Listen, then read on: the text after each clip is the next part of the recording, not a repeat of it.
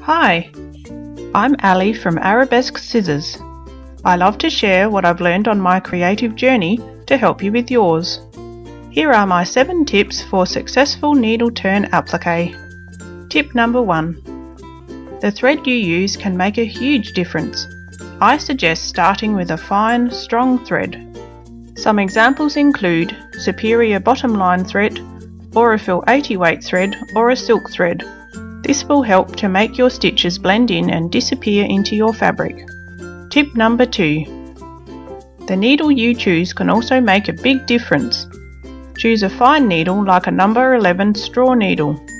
These reduce the size of the holes made by your needle and help hide your thread in the fabric as well. Tip number 3.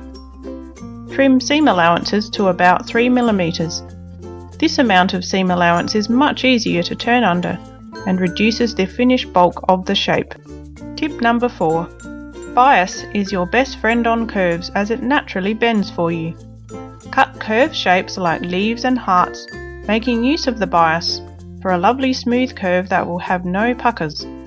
Tip 5. Here I am appliquing a cute heart shape. I'm using my bottom line thread and a fine straw needle. Hold your work and pinch with your thumb to hold in place. Bring your needle up from the back of the base fabric. Take your needle back into your base fabric and catch some of it and then come out again on the exact edge. This is key to keeping your stitches invisible. Sweep the seam allowance under with your needle and continue holding it in place with your thumb. Continue to adjust and tuck under with your needle until you are happy with the finished shape, easing out any sharp points in the curve. Tip number 6.